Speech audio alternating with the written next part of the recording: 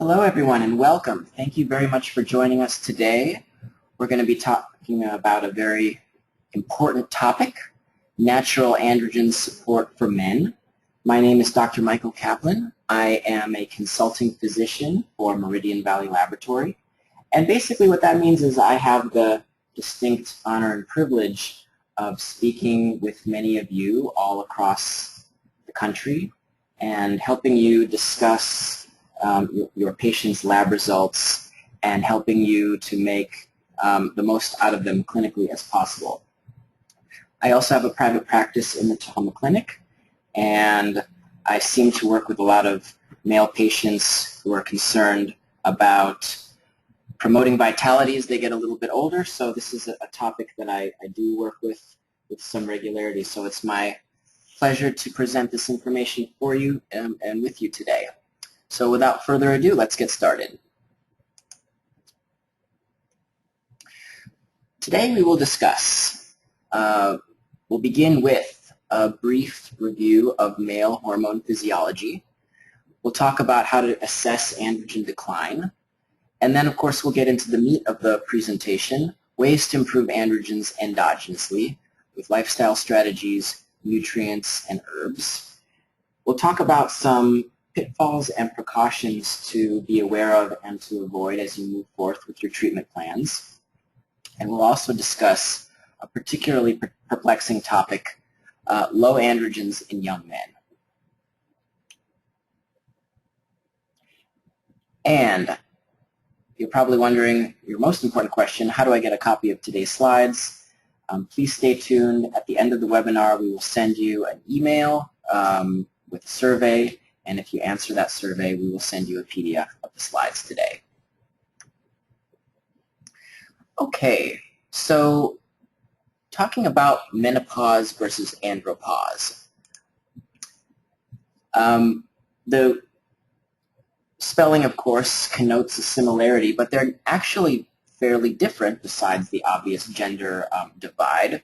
Menopause is not the equivalent. Andropause is not the equivalent phenomenon in men as menopause is as for women.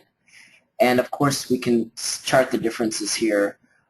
Menopause is, at least can be very abrupt. Andropause, if it happens, is usually very gradual. The inevitability in women is 100%. And androgen decline does not affect all men. I have a patient in my practice right now who's in his early 70s, and he has surprisingly very optimal levels of testosterone. It's very impressive. He's not taking any testosterone supplementation either. In menopause, of course, there's one hallmark event, and in andropause and androgen decline, there's no single overarching presentation. It can be, in fact, present with a very vague constellation of symptoms. So just wanting to make the point here that these are not the same. And of course, as you go through the research, you'll find many names for androgen decline. Hypogonadism, hypotestosteronemia, etc., etc. They're all roughly equivalent. So let's review some basic hormone physiology. And my thanks to my colleague, Dr. Pushpa Larson, for helping me with the animation on this slide. So as we all know, it begins in the brain with our hypothalamus and the releasing hormones, in this case gonadotropin releasing hormone, which triggers FSH and LH from the anterior pituitary. FSH goes to the testes and influences sperm production, and LH also going to the testes, of course, influencing testosterone production.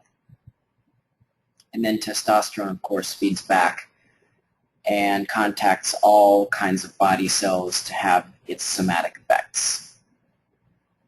Key point here is that LH is going to be the main trigger that we're going to be concerned with today for testosterone secretion. If we were to define hypogonadism, the definition varies somewhat depending upon which source you're looking at. Some sources begin at 250 nanograms per DL. Other sources give a range, 300 up to 350 nanograms per DL. This is, of course, total testosterone. And the HIM study in 2006 found that in a primary care setting, over 1/3 of male patients over the age of 45 had lower total testosterone. So, of course, it's important to note, and I think we all readily agree to this, that a testosterone level that's just above 350 nanograms per DL, 360, 370, might be classified as normal, but it's certainly not ideal. So this particular reference determined that total testosterone declines a little bit less than 1% per year. Sex hormone binding globulin rises a little bit more than 1.5% per year. Free testosterone also declines a little bit more precipitously at around 2% per year. So it's not much in terms of a year-by-year thing, but if we compound these numbers over a period of time, it certainly adds up. So in terms of who in our patient population is going to be at risk for low testosterone, it's certainly not just older men. In addition to age, waist circumference had a very strong bearing on the risk for having low testosterone. And then subjective, poor self-reported health measurements also were statistically significant. So it's a reminder that we should pay attention to how our patients feel subjectively, of course, and in this case it seems to have a significant bearing on measurable testosterone itself. Also in the HIM study, men with hypogonadism were at risk for hypertension, poor blood lipids, diabetes, and obesity. So it's definitely a constellation. Now, we're very well aware of these common signs of androgen deficiency, low libido, erectile dysfunction, etc. However, we shouldn't forget these under-recognized symptoms, including depression. Aches and pains is a particularly interesting one. This is something that, of course, is hugely multifactorial when we're talking about neck and back pain. But it's been noted more than a handful of times that men with upper back, particularly shoulder and neck pain, sometimes when there is, for lack of an organic cause or structural cause for that pain, sometimes improving androgen levels really will improve the situation.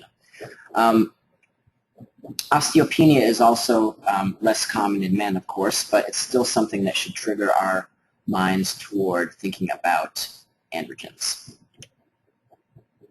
I mentioned the word constellation earlier. There is this depressive constellation in hypogonadism that impacts not only feelings of low mood, but also anxiety, irritability, and sleep. And considering that here in the U.S., depression rates are the highest in men over the age of 65, of course, this is also the group that is most ripe for risk of having low testosterone. And one more note on that point, certainly testosterone is not contraindicated if a person is taking antidepressants and may actually work particularly well in dysthymia as opposed to major depression in elderly people. Of course, depression is hugely multifactorial, but but low testosterone may be a piece of the puzzle. Okay, let's talk about assessing hypogonadism. So in terms of serum tests, we should start out by measuring LH. Why? Again, that's the stimulus for testosterone production and secretion at the level of the testes. Total and free testosterone, of course. Free testosterone because we want to find out the fraction that's not bound to sex hormone binding globulin. Bioavailable testosterone we'll talk about more in just a moment. Estrone and estradiol are important because of every man's predisposition on some level toward transforming their testosterone into estrogens. And why estrone? After all, isn't estradiol the most physiologically active estrogen? And yes, of course it is. But there's a reversible reaction between estrone and estradiol. And much of the body's estrogen load, if you will, exists in the form of estrone. And even though estrone is, in fact, a weak estrogen, it's still a relevant component of a male patient's overall estrogen burden. So it's something to deepen our analysis beyond just estradiol. Then PSA, free PSA, this is far more important, as is the hemoglobin and hematocrit. These two final bullet points are very important when we're actually giving prescription testosterone in terms of management. But if our treatment plan works very, very well in terms of boosting endogenous testosterone levels, then it's theoretically possible that we should pay attention to these factors as well. And I'll speak about them more a little bit later in the webinar today. So I mentioned briefly sex hormone binding globulin a couple times already, and I just want to drive the point home that testosterone binds to sex hormone binding globulin very tightly, and other sex hormones, estradiol, bind to sex hormone binding globulin as well, but not as tightly as testosterone. So it's thought that the fraction of testosterone that's bound to SHBG is not available to the cells, and therefore it's important to measure free testosterone, not just total testosterone. Just a review point there. Here is a resource for measuring bioavailable testosterone. So in contrast, the testosterone portion that is free plus the portion that is weakly bound to albumin is considered bioavailable to the cells. And if you don't have free testosterone available to you in your lab report, you can calculate it along with the bioavailable testosterone as long as you have total testosterone, SHBG, and albumin. And the web address at the bottom of the page gives you the location of this little calculator. So if we move along to urine testing, which we specialize in here at Meridian Valley Laboratory, the name is exactly as it sounds. We have the 24-hour perspective on hormonal secretion. And this is clinically relevant because testosterone, in fact, does have a circadian rhythm to it.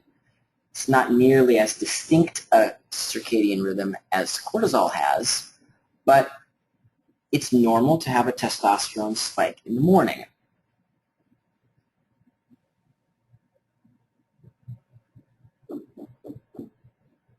One of the things that happens in elderly men is a blunting of this morning testosterone spike. So important to measure, particularly in older people, the total day's perspective, the 24-hour point of view. And then it's also important to note that even though older men have this blunted circadian rhythm for testosterone, a substantial portion of these patients have normal testosterone levels in the afternoon, even if they have low levels in the morning. So standard of care when we're talking about blood measurements is to do your testosterone check between 7 a.m. and 10 a.m.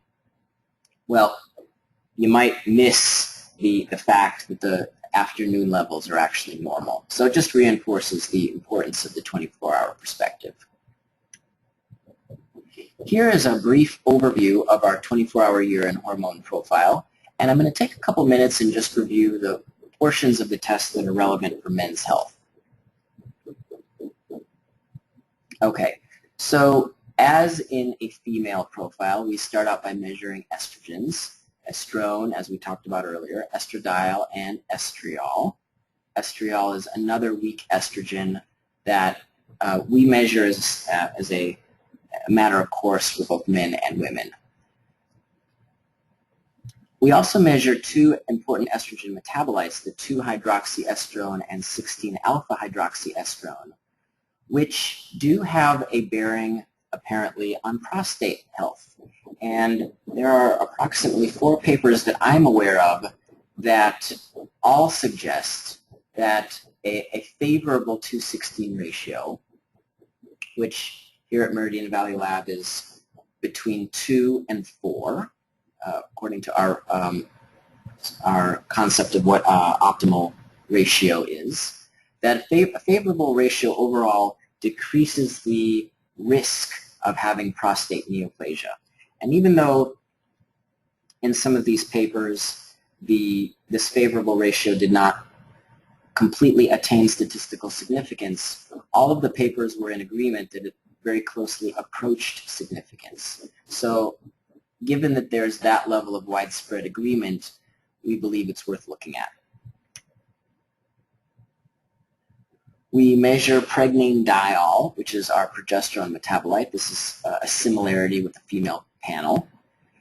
And then, of course, the androgen section, DHEA and testosterone, and 4 androgen metabolites. These androgen metabolites give a more complete view of the overall androgen pathway and reinforce the ability to analyze the net androgen expression that a patient is able to produce.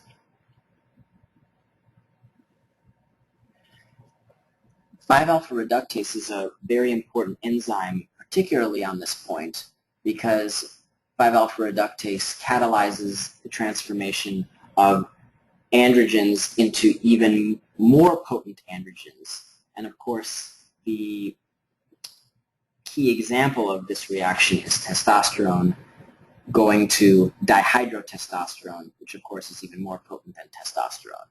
So this gives us an assessment of how expressively the body is producing these potent androgens. And then we have a marker that we're going to talk about a little bit more later on. Total urine nitrates relates to nitric oxide production in the body, which has a very important implication for erectile function. Okay, let's take a look at our menu, so to speak, for improving androgens endogenously. We're going to start out by talking about some lifestyle factors, sleep and exercise. We'll discuss a handful of targeted nutrients and herbs. And then I'll also make mention of another agent, HCG, which may be useful in terms of exactly what we're talking about here, boosting endogenous androgens. Okay, so beginning at the foundation level, where of course we should all begin, lifestyle factors. So whenever we're talking about testosterone production, we really need to keep in mind the question of how well our patients are sleeping. And these in fact are 2 really, really powerful studies, albeit small studies, that drive this point home. And in the first study, in a group of younger men, they started out with making sure that the experimental group, it's a group of 10 men, they all had 1 week of 8 hours of sleep per night, and then they brought them into the lab, and over the next 11 days studied their testosterone in a controlled sleep lab setting. So for the first 3 nights, again, plenty of sleep. In this case, they upped the number of hours to 10 per night. And then for the final 8 nights, the participants got 5 hours of sleep. So how many of us actually consider 5 hours of sleep per night fairly routine? It's far too many, of course. And in this case, the participants had a 10 to 15% decline in their daytime testosterone production, which was really nothing to sneeze at here.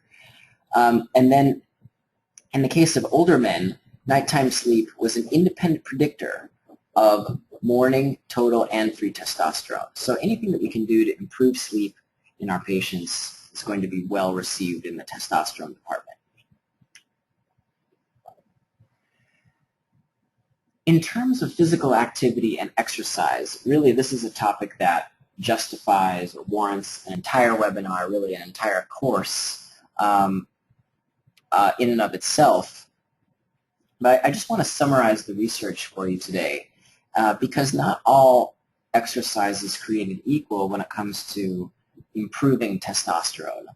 So it turns out that really the type of exercise that is most beneficial is resistance training, anaerobic resistance training, particularly exercises that utilize large muscle groups, exercises that employ moderate, not necessarily low, not necessarily very heavy resistance, multiple sets and multiple repetitions per session. So basically emphasizing number of reps, number of sets over heavier weight, and then having shorter rest intervals.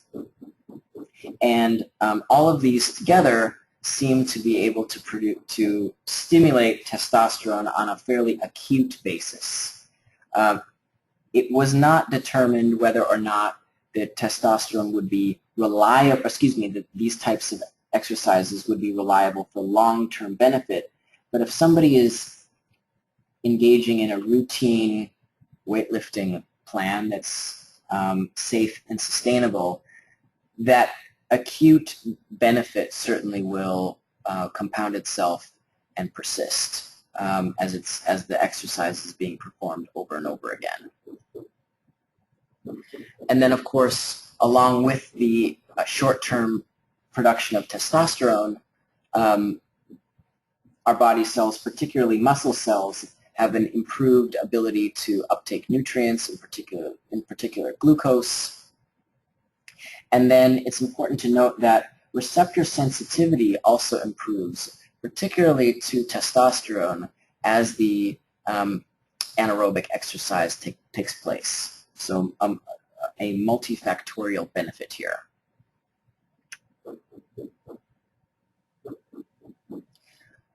Let's take a look at our handful of targeted nutrients that are very important for stimulating testosterone.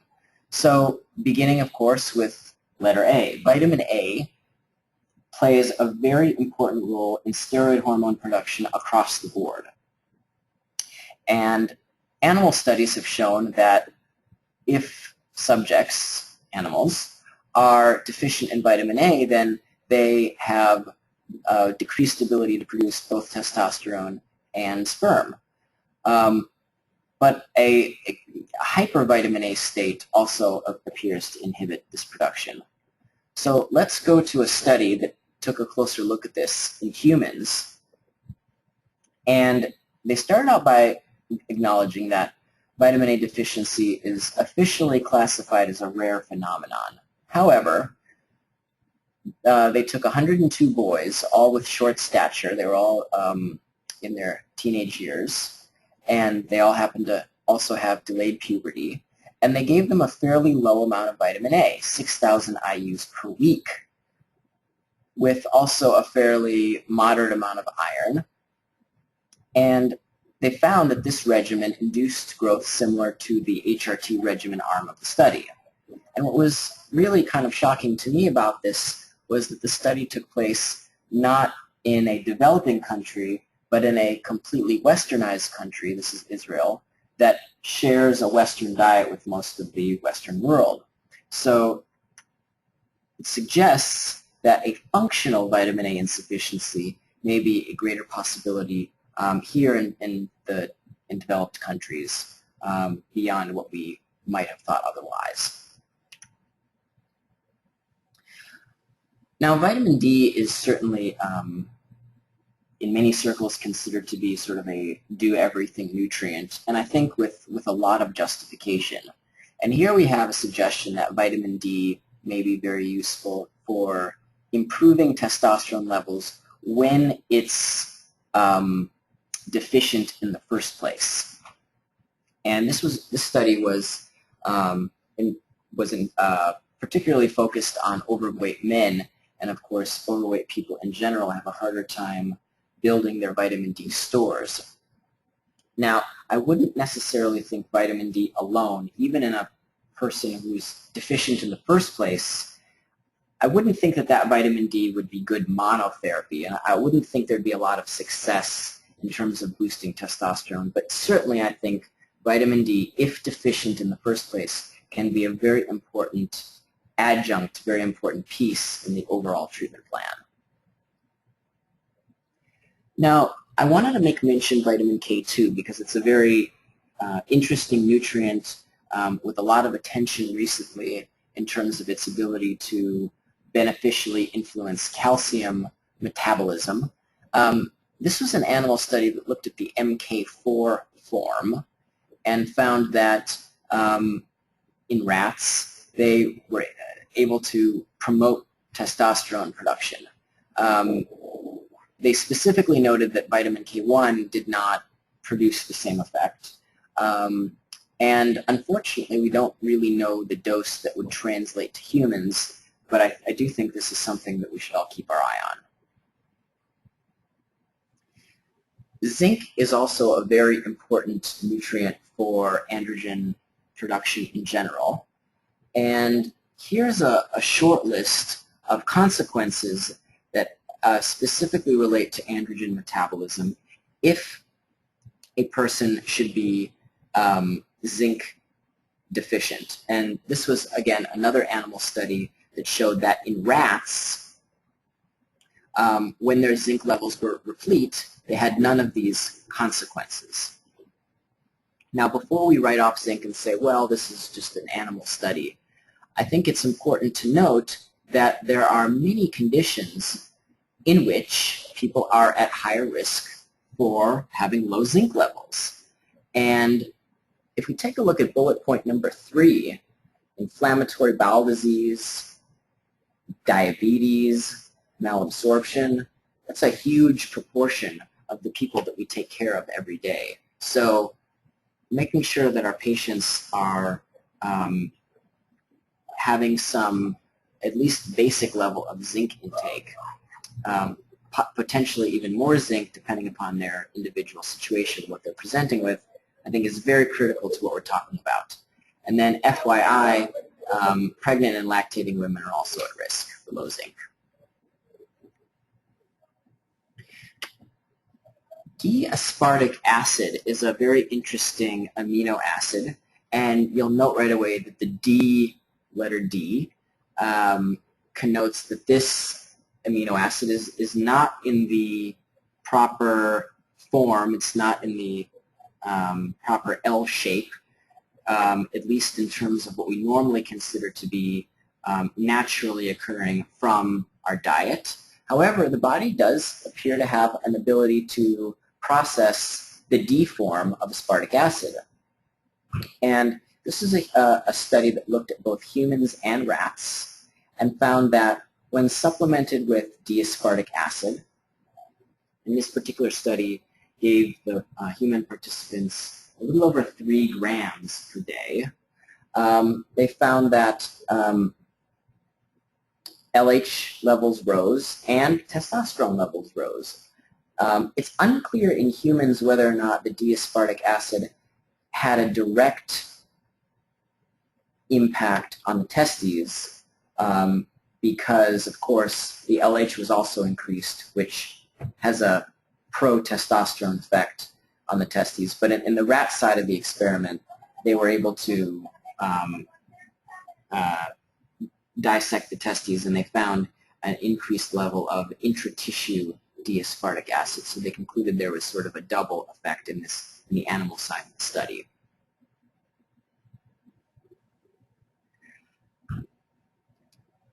So on the human side, there were some pretty remarkable gains.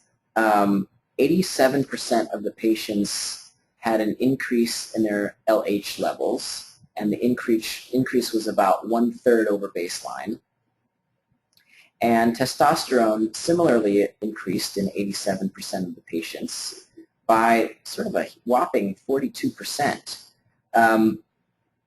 And the study was only lasted for 12 days, but they did note that after 3 days of withdrawal, testosterone was still elevated by 22%. One particular caution that was brought up in the study was that with this very robust level of pro-testosterone effect, there was also a notable finding of increased estrogen formation from the aromatase enzyme. And this is a phenomenon that we're going to talk about a little bit later today. Anytime we're accentuating androgens, we need to be aware of whether or not our patients are having a predisposition toward estrogen formation. And one other thing to note about D-aspartic acid, there was another study very recently published in 2014 that was conducted over 28 days, showed no effect, but the amount they used in the study was approximately half of the amount used in the study I just presented. So more information is needed, but I think we have room for cautious optimism with the D-aspartic acid. Now let's turn our attention to some important herbs. So ashwagandha is a very important adrenal adaptogen that many of us are familiar with. It does have a supportive effect on androgens, and this is a human study that I wanted to present that consisted of men from an infertility clinic. And after they took the ashwagandha, they had an improvement in their total testosterone, and the couple of interesting findings here. The biggest increases were found in men with documented physiological stress, perhaps hearkening back to ashwagandha's adaptogen role. And also, of course, related to adrenal function. These men had elevated cortisol beforehand. This was decreased through the course of their ashwagandha regimen. And the amount they took in the study, by the way, was 5 grams of dry herb for 3 months. So they didn't necessarily standardize any particular constituent within the ashwagandha. It's 5 grams of just bulk dry herb. And then, surprisingly, the pregnancy outcome was increased by 14%. This was not one of the endpoints of the study, but it was notable nonetheless. Tribulus is another popular herb that many use for androgen support. And this was a fairly short study that found that in the first 10 days of a 20-day study, testosterone was enhanced, and they noted that this improvement came about without any hemoglobin or hematocrit increase. This is something else we're going to talk about a little bit later. I think that Tribulus definitely has a place in the overall multifaceted treatment plan that we might craft for our patients. I don't know that it's necessarily good for monotherapy, similar to what we discussed earlier for the vitamin D. I think the more nutrients, the more herbs we consider using overall, the less we have to rely on any one nutrient or any one herb to get the job done. And here's a comically named herb, horny goatweed, that goes by the Latin epimedium. And the active constituent here that seems to be the most important for improving testosterone is called icariin. It has a long basis for use in traditional Chinese medicine. And in this particular animal study, the icariin was actually very useful for improving erectile function. And one of the ways that it was thought to do this was by inhibiting phosphodiesterase, which of course is the same mechanism of action as Viagra.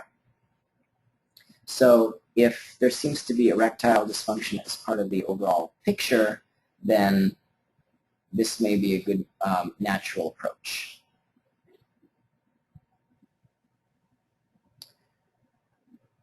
Another interesting herb is called Tongkat Ali, and in this particular study, it was very recently done. They focused on healthy senior citizens, and they gave 400 milligrams of the Tongkat Ali to 13 men, and they had a number of important clinical endpoints in the study. And there's actually a longer list than just what I'm showing you here, but I wanted to focus in, for the sake of this slide, on just what was statistically significant. They found that hemoglobin did increase by a small but significant fraction. Creatine also improved, and this clinically,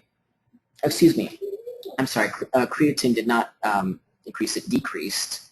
And what this was associated with was actually an improved exercise tolerance that was far more notable clinically in terms of physical exertion than it was perhaps by the numbers here.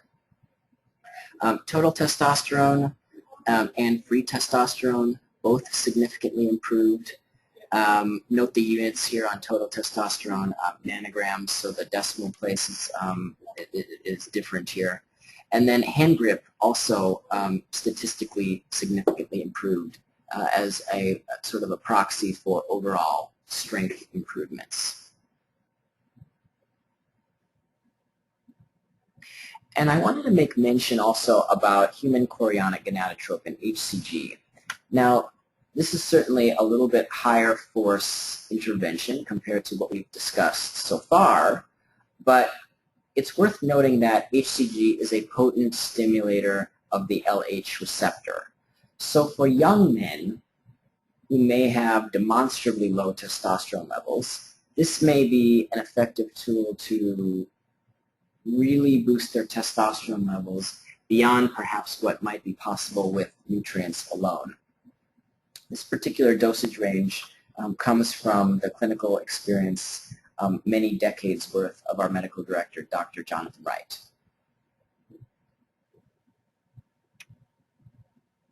Okay, so we have now crafted our treatment plan, we've put it in place, and we're ready to do our clinical follow-up. Here are a few precautions and pitfalls that are worth keeping in mind. So this particular list is very important when we're talking about following up on pharmaceutical testosterone prescriptions. And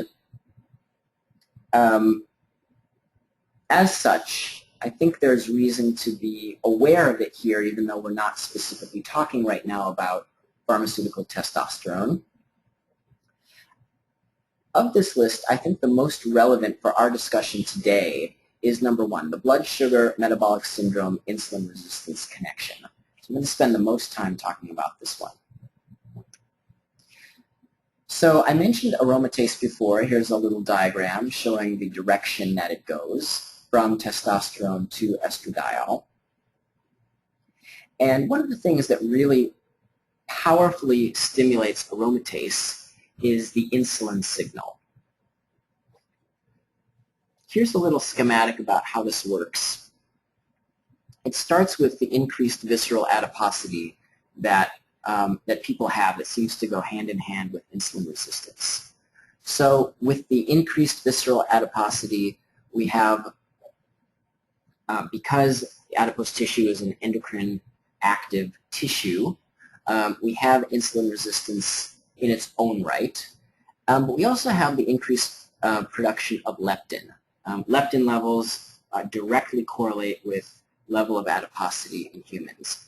And that leptin level goes to the pituitary and decreases the LH pulse amplitude. So if we combine the increased aromatase activity from the adipose tissue and the decreased LH pulse amplitude, we're going to sort of net lower testosterone levels and increased estrogen levels. As a result, we have increased lipoprotein lipase, which goes to an increased level of triglycerides and free fatty acids, and then further deposition into adipocytes, and round the circle we go. So interrupting the circle and breaking the insulin resistance pathophysiology is really how you get off the merry-go-round here. So the point that I want to make is that insulin resistance can actually be present without frank blood sugar dysregulation. So fasting blood sugar, hemoglobin A1C, even fasting insulin can all be normal, and you can still have insulin resistance. And as many as 1/3 of your patients with low testosterone or seeking testosterone support may have this issue. This is based on Dr. Wright's many years of clinical work. So what in the history might suggest insulin resistance? Keyword here is suggest. So signs and symptoms of hypoglycemia, and certainly mood abnormalities that go with the above hypoglycemic type symptoms, skin tags, osteoarthritis prior to the age of 50 or 55, interesting Peyronie's disease and Dupuytren's contracture, and then of course truncal or visceral adiposity.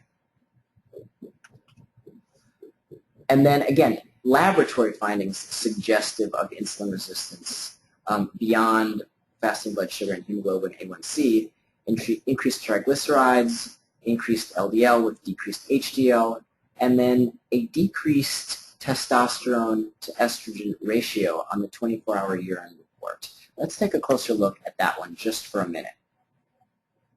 So if we compare testosterone to the total estrogen level, in this particular case, we have a ratio of 1.92, and because this is less than 4, we're going to suspect hyperaromatization.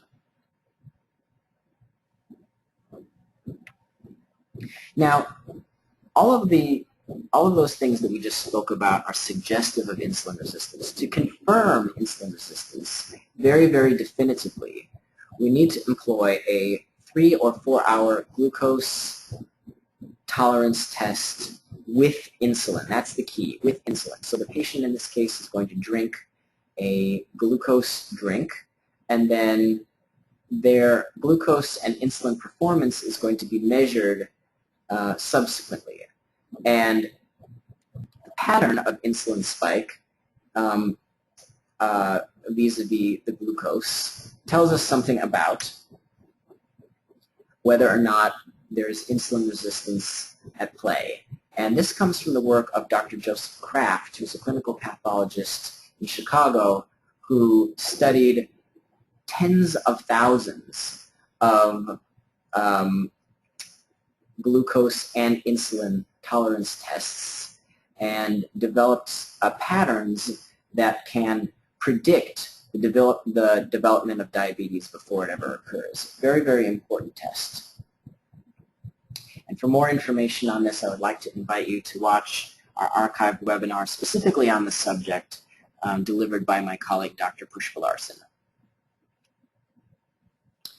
Now, if we conceptualize excessive aromatase activity as being fundamentally one, or at least by the averages, fundamentally a problem of insulin resistance, sometimes it's worth compounding our treatment plan with aromatase inhibitors. And the way I think about these is that it sort of buys you time. It sort of gives you some short-term effect to bring the estrogen levels down while you're working on dietary and lifestyle measures all throughout. So here's a list of natural aromatase inhibitors. The first one is a brand name, so it's a formula of herbs by a company called Cheese Enterprise. And with the exception of that first bullet point, if you're going to employ any of these natural aromatase inhibitors, I would definitely use more than one. They all are fairly weak acting individually. This is something where the synergy between two or more would really be required to get the job done. And then, of course, low-dose anastrozole is a pharmaceutical that also can be used with fairly good success in men. And again, this is lower than the standard dose that was developed for breast cancer patients. I mentioned earlier that hemoglobin and hematocrit are factors that can rise with testosterone supplementation. And this is, of course, very, very powerfully observed when we're talking about prescription testosterone supplements. But again, if our treatment plan works very, very well, then it's theoretically possible that we should also have a hemoglobin and hematocrit increase. And this is, at least in terms of pharmaceutical testosterone, this is the #1 most commonly observed adverse effect. Beyond PSA, beyond prostate complications, erythrocytosis is the most frequently reported adverse event in clinical trials. One more note on that before we get to PSA. More is not necessarily better when it comes to hematocrit. When we have a hematocrit that approaches 50, the person is at risk for having increases in their blood viscosity, which in turn relates to an increased risk of cardiovascular disease and stroke. So if in fact testosterone does anything in that regard, which late-breaking studies as of this recording suggest that that is in fact not the case, but if in fact there's any contribution there, it may very well be via the hemoglobin augmenting effects, and if that's not well monitored, then a patient can be in trouble with regard to cardiovascular disease. Okay, on to PSA. So the reliability of any PSA increase is very mixed and very uncertain. And I would say even more so when we're talking about improving endogenous testosterone levels. Just want to make mention of this. This is something that we're not talking about routine PSA measurements here. You may be aware, of course, that the U.S. Preventive Service Task Force has come down against using routine PSA measurements. What we're talking about here is PSA follow-ups specifically in men who are receiving androgen support. So something to keep an eye on, but I don't think it's as much of an issue here as it may be with men who are getting prescription testosterone. However, here is a handy chart that I've assembled for you, and the bottom row is really what's most current, compiled by the Endocrine Society, talking about when you should refer to a urologist if the PSA rises or if the male patient experiences lower urinary tract symptoms. So you can take a look at the bottom row here and use this as a guideline for when to refer if any of these things should come about.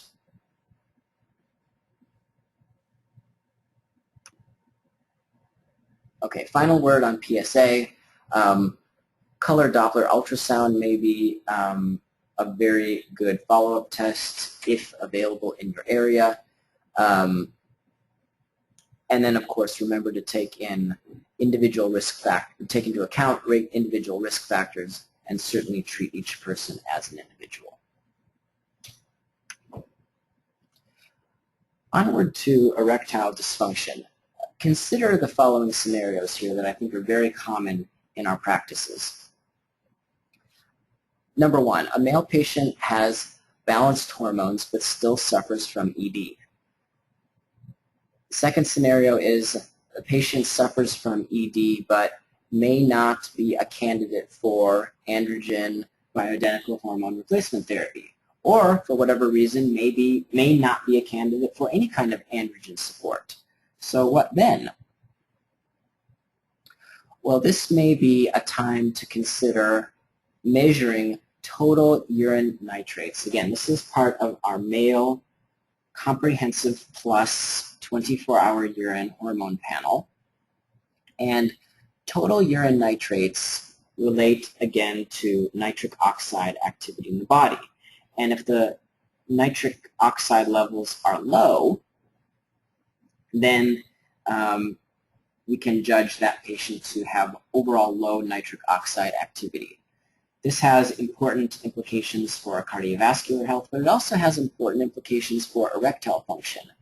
And it was, in this particular study, if men had low urine nitrates and they were given nitric oxide promoters such as L-arginine, they were found to have improved erectile function. And there was another study that looked at L-citrulline supplementation and found that, in fact, this would also be very effective. So something that I would not necessarily expect to work very well if the total urine nitrates are not low, but if they are, I think this kind of nutritional supplementation approach is well warranted. Here's another look at the total urine nitrate measurement on our test. Let's shift the discussion now to the topic of low androgens in young men. It's a very perplexing, very disturbing subject, but one that I believe we're seeing with increasing frequency in our practices. So first off, androgen production is particularly reliant on healthy levels of thyroid hormone. And if a patient should be hypothyroid for whatever reason, that would negatively impact their ability to produce testosterone. Certainly, hyperthyroidism is also not good for a variety of other reasons, but it appears that that also can be detrimental for testosterone levels. And then it was noted in this particular study that even though they were looking at thyroid levels, high prolactin is something that also was implicated in an inability to produce these steroid hormones. So if you have a young man with particularly low testosterone levels, a prolactin measurement may not be a bad idea. This is just a reminder of something that I think we already intuitively know. Thyroid problems are tremendously common, and here's just a few statistics on that subject. The prevalence is higher over the age of 65. So if we're going to do functional medicine or naturopathic medicine, we want to go to the root cause of the problem. Why would a person have low thyroid function in the first place? It could be autoimmune in origin, could be a gluten-related sensitivity. If they have high reverse T3, which of course is a thyroid hormone receptor blocker, that would certainly impact their ability to feel normal even if their levels of thyroid hormones are within normal limits. So reverse T3 is something that really should be added to all comprehensive thyroid evaluations. And it's been noted that reverse T3 is highly associated with heavy metal toxicity. And then, of course, endocrine disruptors, persistent organic pollutants in our environment is something that really a huge body of information is developing all the time on. And it's really a shame that this is not more on the tops of all of our minds in terms of everyday practice. But certainly these endocrine disruptors, these persistent organic pollutants in the environment really have a tremendously detrimental effect on not only thyroid production, but also testicular testosterone production as well. BPA is a compound that is hopefully on its way out in terms of food production, food container production, but other compounds such as BPS are taking its place, and the jury is very much still out on the net endocrine effect of that compound.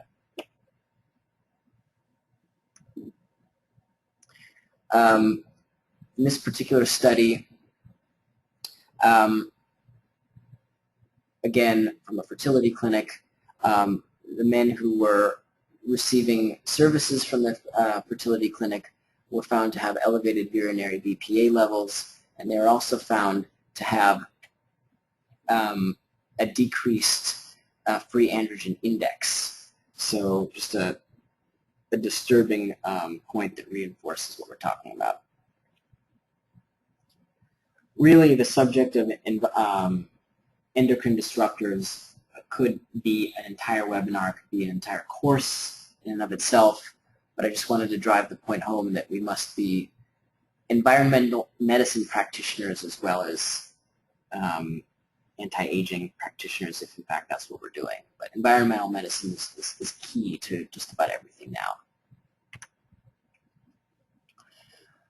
Malabsorption is another important consideration when we're talking about low testosterone, low androgens in young men. Particularly if you find low total cholesterol levels, I think this is a red flag for this kind of workup. Of course, cholesterol is required to make steroid hormones, and low cholesterol is associated with overall increased mortality from all causes and suicide. So low total cholesterol, it's not lower the better. There is such a thing as too low. I also wanted to just mention the topic of marijuana, certainly because here in the state of Washington, we now have a law on the books that decriminalizes, actually makes legal the recreational use of marijuana. So the ramifications of that are going to be very interesting when it comes to taking a look at hormones. This particular paper discovered that episodic use of marijuana actually had a more detrimental impact on testosterone levels than chronic use. It was thought that chronic use allowed the body to habituate to the active compounds in marijuana, and the testosterone levels sort of reached some sort of homeostasis. This is definitely not an endorsement of chronic or ongoing marijuana use, but I think that in our patients who come to us and talk about social, even infrequent use of marijuana, I think we should really be aware of the negative consequences of that.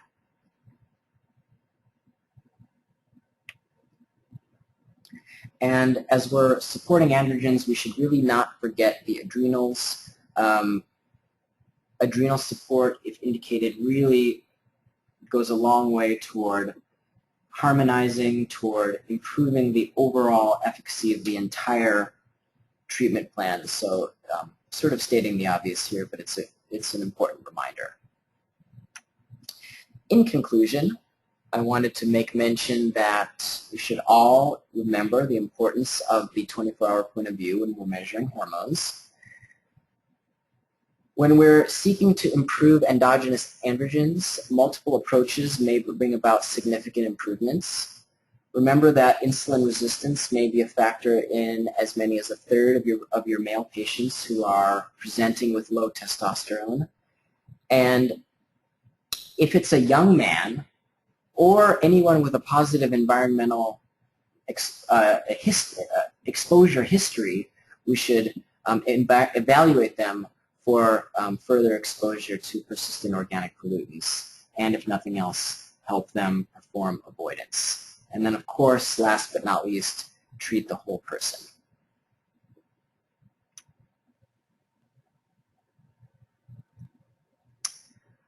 I wanted to just take a minute and thank you all very much for joining me today. I enjoyed the opportunity very much to present this information to you, and I hope it was beneficial to you. I wanted to just leave you by reminding you that with every profile that you order from Meridian Valley Lab, you're entitled to a free clinical consultation with either myself or my colleagues. That's our primary function here at Meridian Valley Laboratory. It's what we love to do, and we look forward to speaking with you as often as you need with every test that you perform. Also just wanted to make mention briefly that oxytocin is a newer analyte in our 24-hour urine profiles. Can be added on individually. It also comes with the comprehensive ultimate profile, and there are a lot of benefits to taking a look at oxytocin in the physiologic stress sphere, in the sphere of social interaction, in the sphere of chronic pain, in the sphere of sexual health, and then late-breaking research talking about oxytocin and maintaining healthy muscle mass. It's a very important peptide hormone, not a steroid hormone, but peptide hormone to take a look at.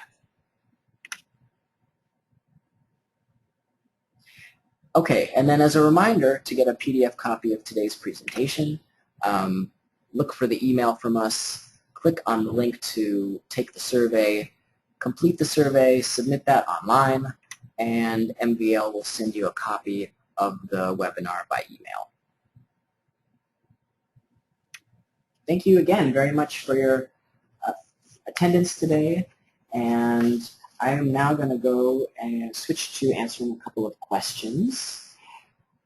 Okay, the first question is, which of the nutrients that I discussed or combinations would I recommend for the average typical male with low testosterone? So I typically, as I mentioned, I think using as many nutrients and herbs as you feel comfortable with is an important way to go when we're doing this kind of medicine. I conceptualize the nutrients as being more foundational than the herbs. So if you were to start somewhere, I would choose a couple of nutrients. I think the most fundamental would be vitamin A, zinc, and vitamin D.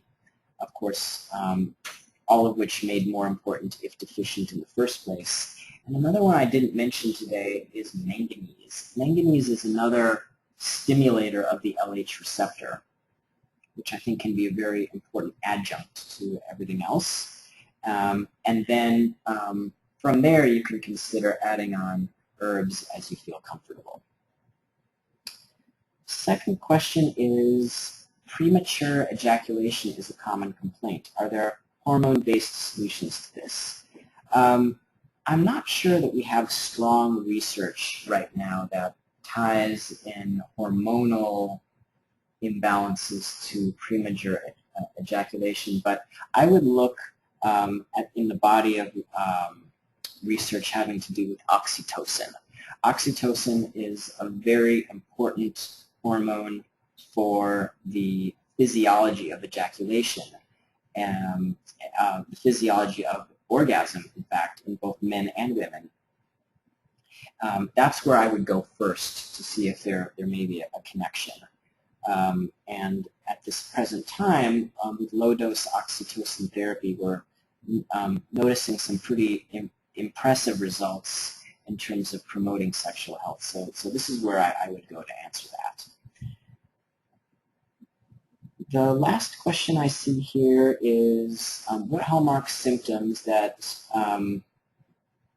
point specifically toward testing androgens as opposed to other endocrine levels, other, I'm guessing, hormonal levels? Well, I would refer you back to the list of symptoms early in the webinar that we talked about: low libido, fatigue, low muscle mass, low mood, low reported self sense of well-being. That was important. We talked about increased waist circumference, which of course goes along with increased visceral adiposity. I don't think there's any one symptom, but I think if you have that whole constellation and you have, and of course it's a male patient, then of course measuring androgens is going to be at the top of the list. Okay, well, that's all the questions I see for today. Thank you very much again for your attendance, and I look forward to seeing you again virtually in the next webinar coming soon. Thank you again, everybody.